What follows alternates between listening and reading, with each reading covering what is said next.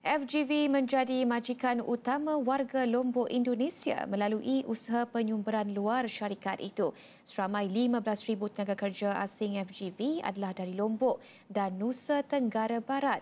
FGV mula mengambil tenaga kerja dari Lombok sejak 1994. Dalam tempoh itu, proses pertukaran pekerja dilakukan setiap 2 tahun dan diuruskan 7 ejen di Lombok. Kita ikuti laporan wartawan Najib Madaruf. Menurut Naib Presiden, Eksekutif dan Ketua Global Cluster Sawit Huluan dan Getah FGV, Datuk Abdul Halim Hamid, kerjasama menang-menang itu akan diteruskan secara lebih sistematik. Pada Lombok ini, untuk terus bekerja dengan FGV. Dan juga ada di Lombok ini yang bekerja dengan kumpulan Felda, di Teknoplan juga di Felda. Dari kerjasama ini kita akan teruskan. Akan teruskan dan apa yang kita harapkan dengan peningkatan sistem yang diwujudkan oleh Kerajaan Malaysia baru-baru ini, pengambilan tenaga kerja asing ini akan lebih sistematik supaya tidak ada masalah dari segi kesihatan, masalah dari segi orang yang tidak sepatutnya datang ke Malaysia.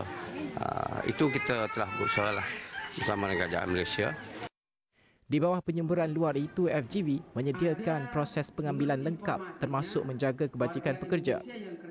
Ia termasuk menyediakan perumahan, penjagaan kesihatan dan memastikan hubungan komunikasi dengan keluarga di Lombok adalah lancar.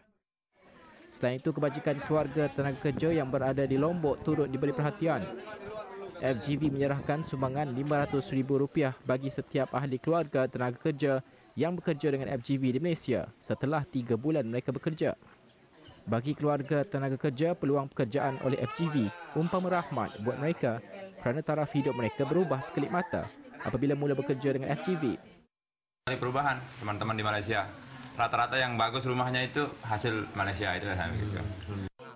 Menurut Ahli Dewan Perwakilan Rakyat Nusa Tenggara Barat, Muhammad Nur Said Kasdiono, FGV mengangkat maruah Malaysia di Nusa Tenggara Barat, khususnya Lombok, dan diiktiraf majikan paling dipercayai.